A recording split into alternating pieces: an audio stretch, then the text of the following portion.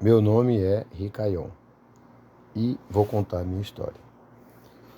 Naqueles dias, havia na terra de Sinai um homem sábio que tinha entendimento em toda a sabedoria e de uma bela aparência, mas era pobre, indigente. Seu nome era Ricaion e ele mal conseguia se sustentar. E ele decidiu ir ao Egito, a Osíris, filho de Anom, rei do Egito, para mostrar ao rei a sua sabedoria, para que talvez ele encontrasse graça ao vê-lo, para fortalecê-lo e dar-lhe sustento. E Ricaion assim o fez. E quando Ricaion chegou ao Egito, ele perguntou aos habitantes da terra sobre o rei. E eles lhe contaram sobre o costume do rei, que era de sair do seu palácio real e ser visto no exterior apenas uma vez ao ano. E depois disso, o rei retornaria ao seu palácio para ali permanecer. No dia em que o rei aparecia, ele julgava na terra, e todo aquele que tinha uma sentença colocava-se diante do rei naquele dia para fazer-lhe um pedido. E quando Ricaion ouviu sobre o costume no Egito e que ele não podia ficar na presença do rei, ele entristeceu-se muito e ficou muito infeliz. E à noite, Ricaion encontrou uma casa em ruínas que costumava ser uma panificadora no Egito e ficou lá durante a noite, amargurado e angustiado de fome e privado de sono. Ricaion pensou consigo mesmo que ele deveria fazer na cidade até que o rei fizesse sua aparição. E como ele poderia manter-se ali? E ele, levantando-se de manhã, foi andar. E encontrou no seu caminho aqueles que vendiam legumes e vários tipos de sementes, com os quais os habitantes se abasteciam. E Ricaion desejou fazer o mesmo, para conseguir algum sustento na cidade. Mas ele não estava familiarizado com o costume do povo, e sentia-se como um cego entre eles.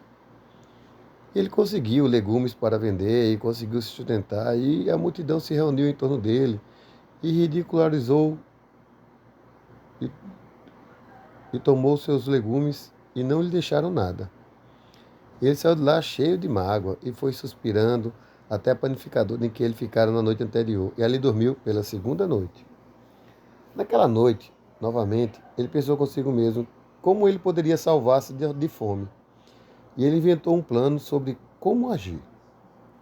Levantando-se pela manhã, agiu de forma sagaz e contratou 30 homens fortes da multidão, carregando os instrumentos de guerra nas mãos, e o conduziu até o topo do sepulcro do egípcio, e os colocou ali.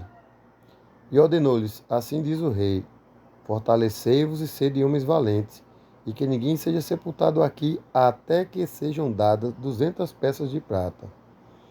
E só então será sepultado. E estes homens assim fizeram. Segundo a ordem de Ricaion, o povo do Egito, ao longo deste ano, em 8 meses, Ricaion e seus homens juntaram grandes riquezas de prata e ouro. E Ricaion pegou uma grande quantidade de cavalos e outros animais, contratou mais homens e deu-lhes cavalos, e os homens permaneceram fiéis a ele. E quando o novo ano chegou, na época em que o rei entrou na cidade, todos os habitantes do Egito se reuniram para falar-lhe sobre a obra de Ricaion e seus homens. E o rei saiu no dia marcado, e todos os egípcios foram perante ele e o aclamaram, dizendo: que o rei viva para sempre. Que é isso que faz na cidade a teus servos, de não permitir que um cadáver seja sepultado até que dada tanta prata e ouro?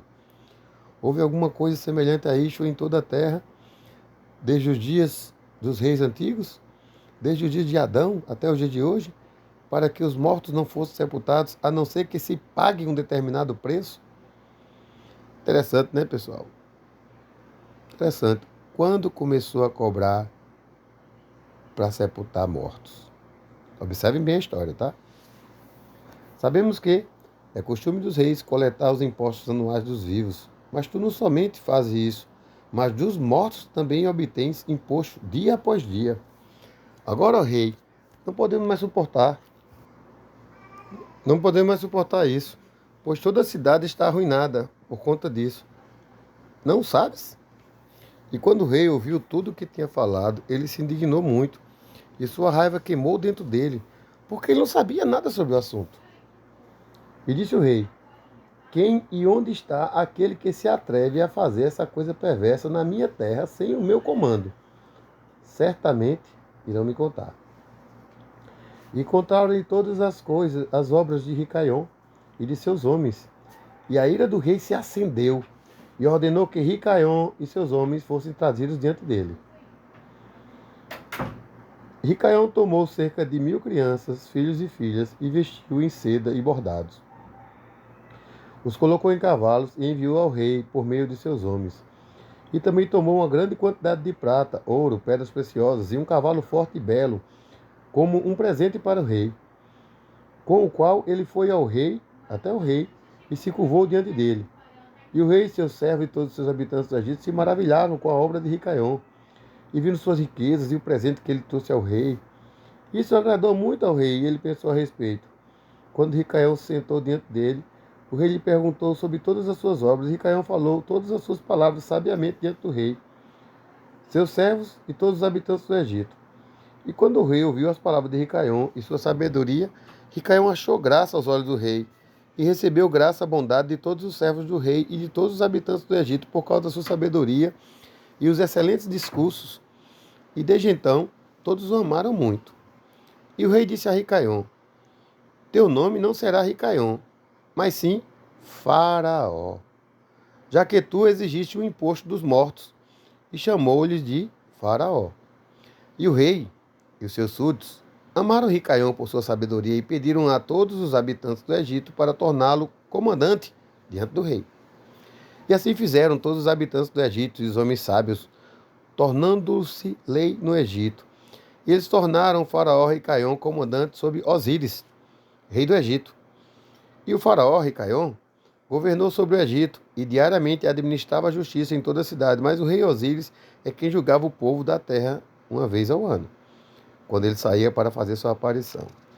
E o faraó Ricaion, astuciosamente, usurpou o governo do Egito e exigiu um imposto de todos os habitantes dessa terra. E todos os habitantes do Egito adoravam muito o faraó Ricaion e criaram um decreto para chamar cada rei que deve reinar sobre eles e sua descendência no Egito de faraó.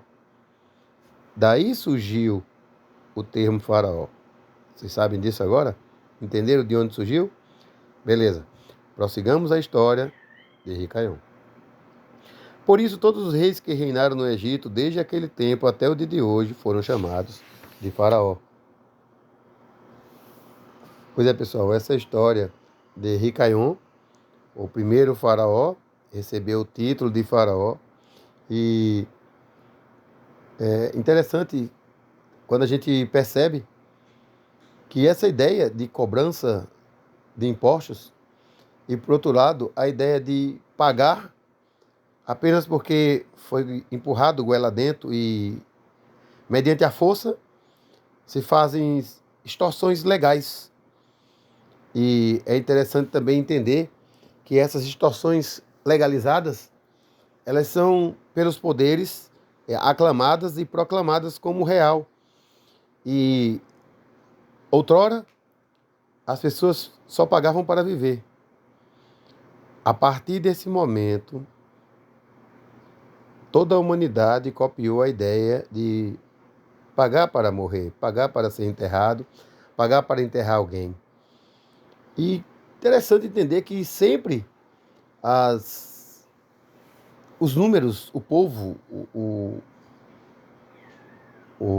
a humanidade, ela tem agido como gado, sem perceber realmente o que está por trás daqueles que manipulam a mente de todos. Certa vez, uma senhora me perguntou no privado, dizendo que o esposo gostava muito de política e qual a opinião que eu dava mediante isso. Gente, envolver-se com a polis é pedir permissão ao diabo para ser cada vez mais dele. As pessoas, elas não conseguem entender que todos os poderes, eles não emanam do Senhor. Quando eu falo todos os poderes, eu falo os poderes locais. Eles emanam de Lúcifer, que chega com o trono, com o poder, com a fama e com o dinheiro, e faz a proposta fenomenal ao Senhor Jesus. Essa proposta, ela é constantemente colocada em nossas mãos. Tudo isso te darei se prostrado e me adorares. E quando você consegue entender que o reino que nós vivemos dessa terra pertence a Lúcifer, aí você encaixa as peças e percebe que não há um justo sequer. Todos, e eu não estou falando de pecado da humanidade, eu estou falando que todos se envolvem uma vez ou outra com a corrupção, todos se envolvem uma vez ou outra com a maldade, todos se envolvem uma vez ou outra com Ricaion, com Órion, com Osíris, com Satanás, com Lúcifer, com Ista, com Lilith, todos se envolvem com as trevas.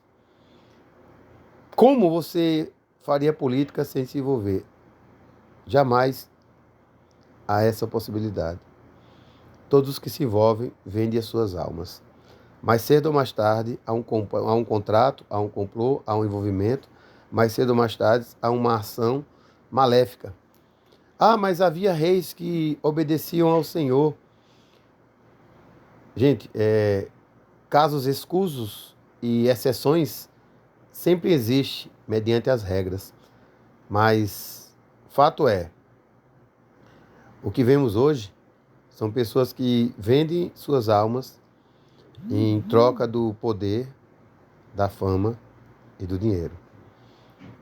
Você não vê, não há um único caso de alguém que realmente, em nossos dias, tem um envolvimento com o Senhor e ele deseja riquezas, deseja fama e deseja poder.